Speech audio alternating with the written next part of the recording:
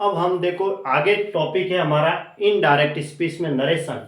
जैसे किसी ने कोई वाक्य कहा, ठीक है, जैसे कोई सेंटेंस किसी ने कहा कि भाई मैं खेलता हूँ। अब वो जाकर किसी दूसरे को कहता है कि वह खेलता था, है ना, वह खेलता है। तो इसको कहते हैं इनडायरेक्ट नरेशन। मतलब जैसे मैंने ये कोई बात बताई, अब वह बात वो जाके किसी दूसरे को बताएगा, तो उसी को कहते हैं इनडायरेक्ट। डायरेक्ट से इनडायरेक्ट बात हुई, ऐसे डिस्कशन को हम क्या कहते हैं, इनडायरेक्ट स्पीच कहते हैं। देखो इनडायरेक्ट स्पीच में पहली चीज तो दो ध्यान रखते हैं, दो सेंटेंस होंगे तो उसमें एक तरफ तो होगा रिपोर्टिंग वर्ब और दूसरा होगा रिपोर्टेड स्पीच। रिपोर्टिंग वर्ब में से ये रिपोर्टिंग वर्ब है इस साइड में, तो उस साइड में क्या होगा, वो रिपोर्टेड स्पीच। इन दोनों के बीच में ये इन्वर्टेड कॉमा होता है। और रिपोर्टेड स्पीच जो है वो सेंटेंस के आगे पीछे भी हो सकता है, ऐसा क्लियर नहीं है कि वो पीछे ही आएगा, आगे भी हो सकता है, ये पीछे भी हो सकता है और आगे भी हो सकता है, ठीक है। अब देखो रिपोर्टिंग जो वर्ब है, अगर वो सिंपल प्रेजेंट टेंस या सिंपल फ्यूचर टेंस में है, तो फिर इस जो रिपोर्टेड स्पीच है इसमें कोई परिवर्तन नहीं करना है, वर्ब में कोई परिवर्तन नहीं करना है, सिर्फ वर्ब में। कैसे, देखो जैसे रिपोर्टिंग वर्ब है उसके उसमें अगर सिंपल प्रेजेंट टेंस तथा सिंपल फ्यूचर टेंस में हो, तो रिपोर्टेड स्पीच के वर्ब में टेंस में कोई परिवर्तन नहीं होगा। रिपोर्टेड स्पीच जो टेंस का जो वर्ब है ना उसमें कोई परिवर्तन नहीं होगा, जब रिपोर्टिंग वर्ब में सिंपल प्रेजेंट टेंस या फ्यूचर सिंपल फ्यूचर टेंस हो तो, ठीक है। और अगर हम इन कब जब हम इनडायरेक्ट स्पीच बनाएंगे ना, डायरेक्ट से इनडायरेक्ट बनाएंगे तब। अब डायरेक्ट से इनडायरेक्ट बनाएंगे तो ये जो इन्वर्टेड कॉमा हटाएंगे और उसकी जगह क्या लिखेंगे, दैट का प्रयोग किया जाता है इनडायरेक्ट स्पीच में, ठीक है।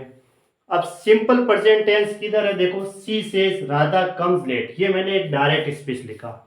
अब इसको इनडायरेक्ट नरेशन में कन्वर्ट करना है, तो इधर देखो सी सेज यानी सिंपल प्रेजेंट टेंस है, सी के साथ एस लगा हुआ है तो ये सिंगुलर वर्ब है, तो सिंगुलर वर्ब है और वर्ब की फर्स्ट फॉर्म के साथ एस है, ये सिंपल प्रेजेंट टेंस है। तो इसका मतलब जो ये रिपोर्टेड स्पीच है इसकी वर्ब में कोई परिवर्तन नहीं करना है। कम्स है तो इसको सेकंड फॉर्म नहीं बनानी है, केम नहीं करनी है, कम्स ही रहेगा। अब इसको कैसे करेंगे इनडायरेक्ट स्पीच, सी का सी लिखेंगे, ये सी सेज, और इन्वर्टेड कॉमा को हटा के क्या लगाएंगे, दैट का प्रयोग करेंगे, और राधा का राधा लिखेंगे, ठीक है, क्योंकि ये तो नाम है तो राधा ही लिखेंगे, प्रोनाउन तो है नहीं। कम्स है तो वर्ब में कोई परिवर्तन नहीं करेंगे, कम्स लेट, कब, क्योंकि इधर क्या था रिपोर्टिंग वर्ब में सिंपल प्रेजेंट टेंस था, इस हिसाब से। फिर Radha will say Son is always right.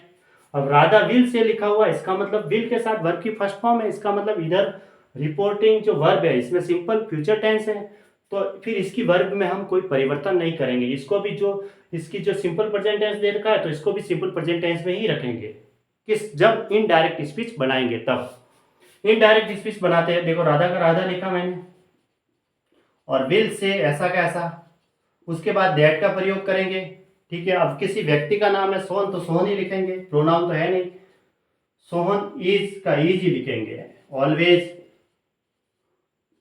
Right. ये इनका इनडायरेक्ट स्पीच हुआ। क्या फर्क रहा, इन दोनों को इन्वर्टेड कॉमा को हटा के दैट का प्रयोग किया, सिर्फ और सिर्फ, बाकी ऐसा का ऐसा लिख दिया। इसमें भी सिर्फ दैट का प्रयोग किया और बाकी ऐसा का ऐसा लिख दिया, इसमें तो कोई परिवर्तन ही नहीं हुआ।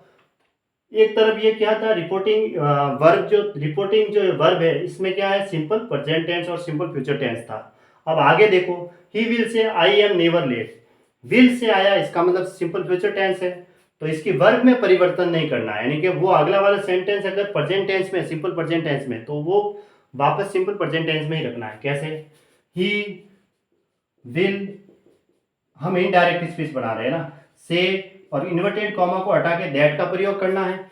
उसके बाद आई आया है। अब यहाँ पे ध्यान रखना, हम वर्ब में परिवर्तन नहीं करते हैं लेकिन प्रोनाउन में तो परिवर्तन करेंगे।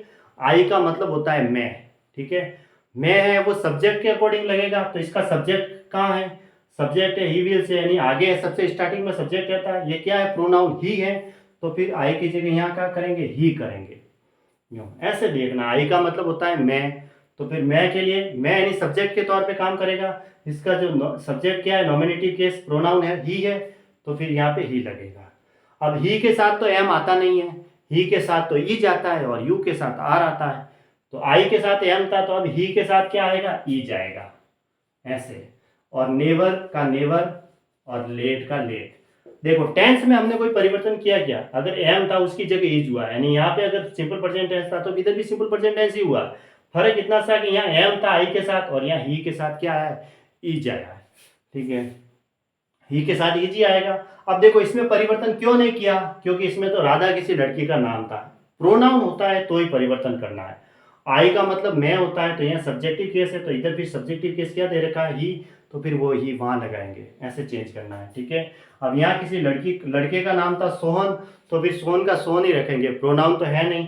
किसी लड़के का नाम है, किसी व्यक्ति का नाम है, तो फिर उस नाम में कोई परिवर्तन नहीं करेंगे। यहाँ तो प्रोनाउन दे रखा था ना आई, इसलिए हमने ही के अकॉर्डिंग इसको चेंज किया है। ठीक है, और बाकी ही के साथ ही जाएगा क्योंकि वहाँ आई के साथ एम था। इसके वर्ब में हमने परिवर्तन थोड़ी किया है, वर्ब तो वो की वो रही। ईजेएमआर होती है verb first form, was verb second form और बीन थर्ड फॉर्म होती है। हमने टेंस में पढ़ा है ऐसे।